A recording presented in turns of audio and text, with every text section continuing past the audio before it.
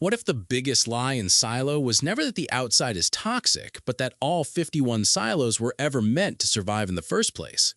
Because the more I look at Season 3, the less this world feels like a survival system, and the more it feels like a long-running experiment, one where rebellion is not a failure of control, but part of the test itself. At first, that sounds insane, but the evidence is starting to line up in a way that is honestly hard to ignore. The algorithm seems weirdly obsessed with Juliette's memory, but strangely relaxed about the outsider movement. It does not panic when Patrick Kennedy and his people disappear into blind spots. It does not expand surveillance in the obvious way you would expect. And even when it identifies threats, it seems more interested in observing how they spread than eliminating them immediately. That matters. Because if this system really wanted total obedience at any cost, then people like Juliette, George, Kennedy, and even Lucas would never be allowed to gain enough traction to become dangerous. The fact that they do suggests something else is going on. And that brings me to the central theory I think Season 3 is quietly building toward. The silo is not just preserving humanity, it is studying which version of humanity deserves to continue. What's up, everyone? Welcome back to Breakdown Epic. Just to let you know, this video will contain spoilers. If that theory sounds extreme, let me explain why I think it makes more sense than the simpler reading. The system clearly understands curiosity on a level that feels almost surgical. It does not just punish rebellion after it appears, it predicts where rebellion grows from. We have already seen that people with natural curiosity are denied reproductive opportunities, which means the algorithm is actively trying to shape future generations before they can even ask the wrong questions. That is not just population management, that is social engineering. And if you are engineering a future population, you do not only want people who obey because they are scared. Fear breaks under pressure. Fear turns to revolt the second walls crack. What you really want is a population that, when given the choice to question everything, still chooses stability over truth. In other words, the perfect society would not be one that cannot rebel. It would be one that no longer wants to. That is where Juliette becomes such a threat, not just because she knows things, but because she is proof that some personalities survive even total narrative control.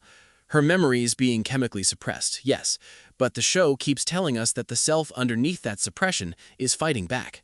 Objects, emotions, names, and spaces keep pulling her toward who she really is, and that tells us something terrifying about the Great Reset.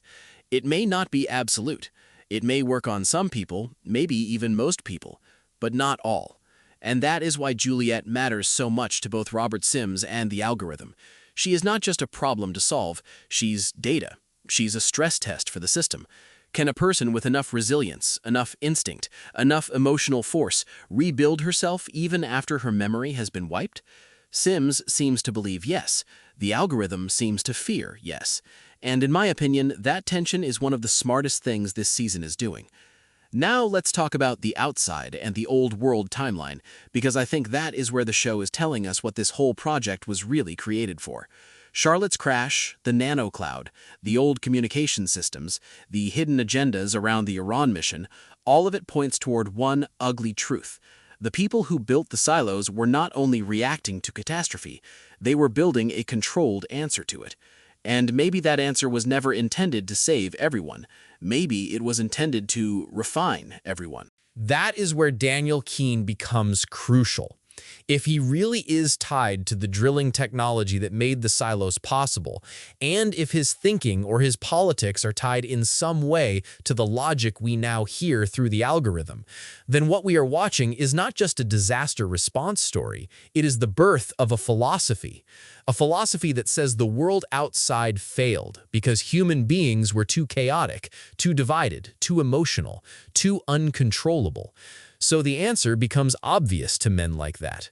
Build smaller worlds, control what people know, manage what they remember, shape who reproduces, and slowly remove every trait that led to collapse the first time. But wait, let me go back to something for a second, because this is the part I think most people are underestimating. If this really is a giant experiment, then the rebellion itself is not outside the system, it is part of the system. Juliette's rise, George's questions, the outsider movement, the hidden relics, even the moments when people start doubting the display. What if those are not glitches in the design? What if they are the exact things the algorithm needs in order to see whether this generation behaves differently from the one before it? That would explain the selective blindness. It would explain why the algorithm doesn't always move with immediate force. It would explain why the safeguard exists as a final answer instead of a constant one. The system is not trying to stop every rebellion from forming. It is letting one form far enough to evaluate the people inside it. Who leads, who follows, who betrays, who adapts, who panics, who still clings to truth when survival gets difficult. And the reason that is so horrifying is because it turns Silo 18 into something much worse than a prison. It turns it into a petri dish, a controlled human laboratory where every generation gets tested and judged. And here is my own bigger theory. The safeguard is not just an emergency kill switch. It is a selection mechanism. I think every silo is being measured against a standard. And when one produces the most stable, obedient, self-sustaining population, the rest become redundant. That is why secrecy between silos matters so much. If the goal were really to reunite all of humanity someday, then conditioning them to think they are alone makes no sense. You would want them prepared for coexistence, not isolation. The fact that the system hides the existence of the other silos suggests the opposite. It suggests competition. Not explicit public competition, but functional competition. One silo eventually wins by becoming the ideal version of society, and all the others become unnecessary. If that is true, then Camille is not protecting her son by obeying the algorithm. She is simply betting that her silo wins before the machine decides to erase it too. And that is exactly the same trap Bernard fell into, believing service to the system guaranteed safety, when all it really guaranteed was usefulness for however long the system still needed him. That is also why Judge Meadows matters in hindsight.